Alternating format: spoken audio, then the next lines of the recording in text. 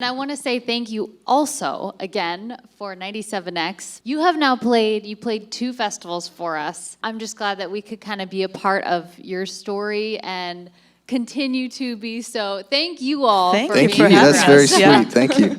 I want to talk a little bit about just kind of how you guys formed. For anyone who may not know the story, I just think it's the cutest story ever. Because it was on SoundCloud, right? That's right, yeah. Mm-hmm. So tell the story, Bubba. Yeah. Okay, 5 seconds. All right. So I was looking for some new music, and I was living in Sweden, which I still live in Sweden. But we live in Sweden. Yeah, we do. And so I found Cole's music on SoundCloud and started to listen to all of his songs. And he had so many songs, so I started commenting on all of the songs, I think. Yes, yeah, so she started leaving a ton of comments. And at the time, like, that was, you know, I don't know, that was kind of unusual. Not many people had discovered my SoundCloud.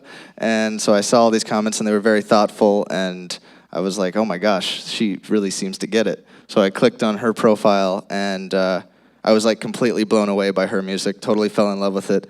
And I wrote to her and I was like, we should totally collaborate on music. Mm-hmm. And you have to mention that you were living in Minneapolis at the time. Huh? I was living in Minneapolis, yeah. So we were like 7 hours apart time-wise. But so the original plan was just we were going to send each other files back and forth, create songs that way.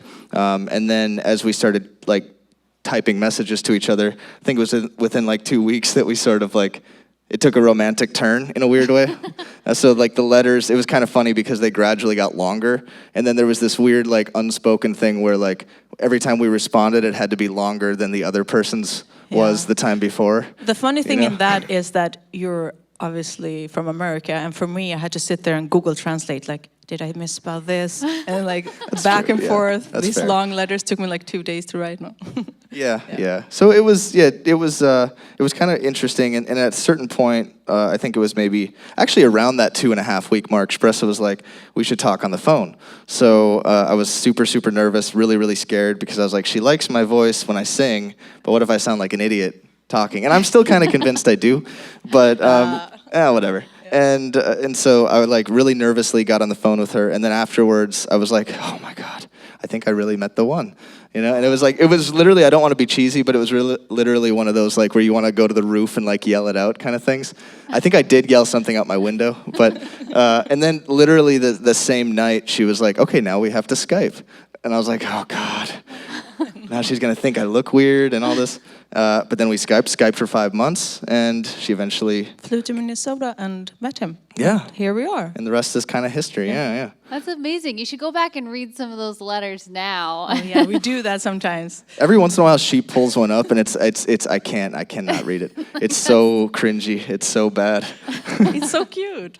Yeah, okay. And you guys, something so beautiful came out of it. What was the first like song you guys were together and wrote together in person? It's called Somerset.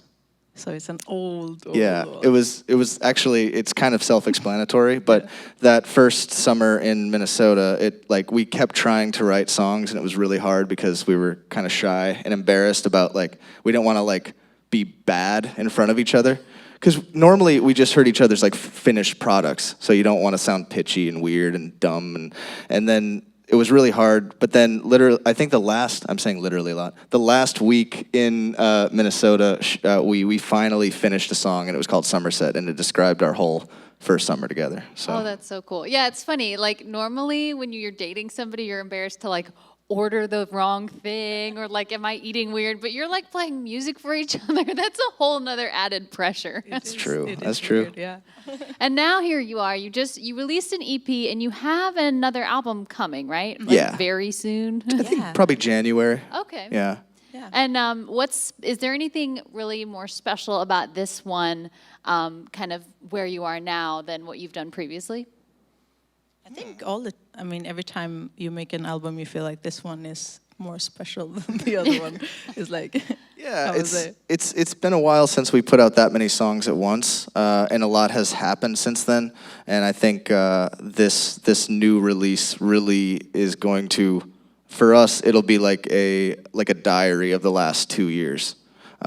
So yeah, that's pretty special. And the way we always look at our catalog is like we like to look back on it and listen to it because it brings us back to what we were going through when we were going through it. Yeah. So yeah, I think it'll be good. Hope you guys like it. Yeah, it adds an interesting listening experience because once you hear your story and then you listen to the music, it's like full circle. So that's really exciting. Awesome. What's your writing process like? Because it must be hard. I mean, like I was saying before, there's all these normal things you have in relationships, like who's doing the laundry, and then you're like writing music together. So how do you be critical of each other?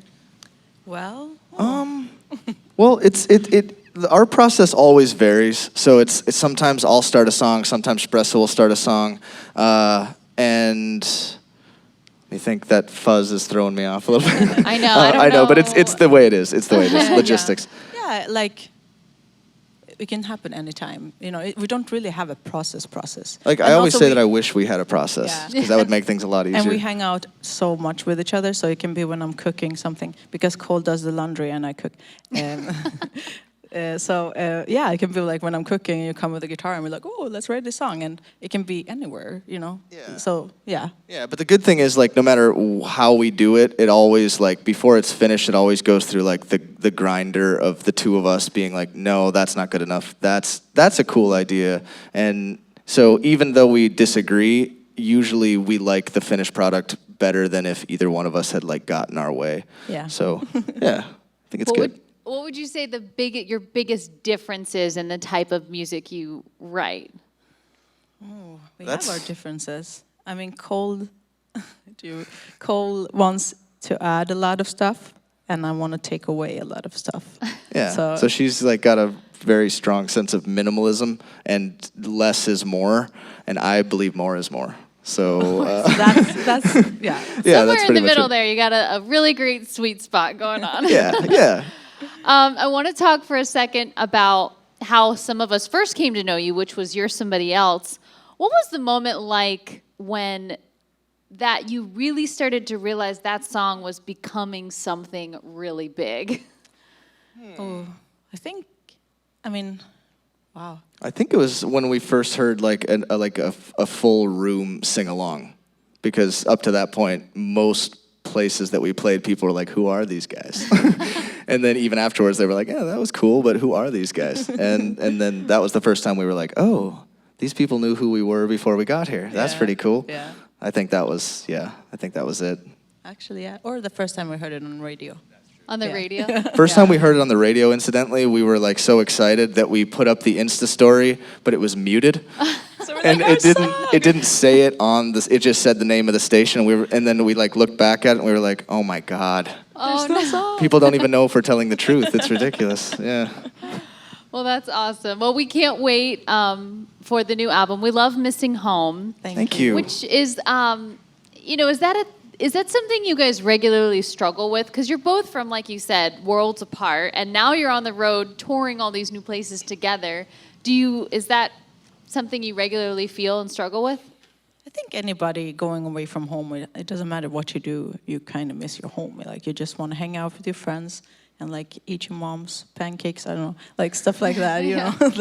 Yeah, so obviously it comes and goes, but we're also together. So I cannot imagine doing this without him. Like, I don't know how that would be. So yeah, we kind of have home here. Yeah. Actually, home is where the heart is. So, That's actually the best way that anybody could say it. I think like what we always have to remind ourselves is when it's tough, we always think, okay, what would we rather be doing? And then there really is no answer. So it's like, okay, if this is the sacrifice we have to make, then that's a pretty small price to pay, you know. And we have FaceTime and stuff. You can at least see Yeah, thank God for modern technology, honestly. Right. And Skype. Yeah, Exactly. Well, thank you guys again for doing this Funky Thank Buddha you. Brewery Green Room with us today. I know everyone here, we're going to the show tonight. You guys excited?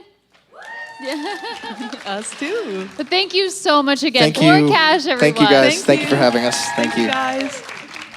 97X, where new music lives in Tampa Bay. Hello, Tampa Bay. This is Mark Hoppus from Blink-182. We just want to say thank you. Hey, this is Sam from Bastille. We just want to thank 97X. Hey, what's up? This is Tyler. It's Josh from 21 Pilots. This radio station means so much to us. We are Walk the Moon. We want to thank 97X for always being the first in Tampa Bay to play our music. Hey, this is AJR. Thank you to a station that believes in supporting new music, new artists, and breaking the mold in Tampa Bay. This is your station for new music, 97X, Tampa Bay's new alternative.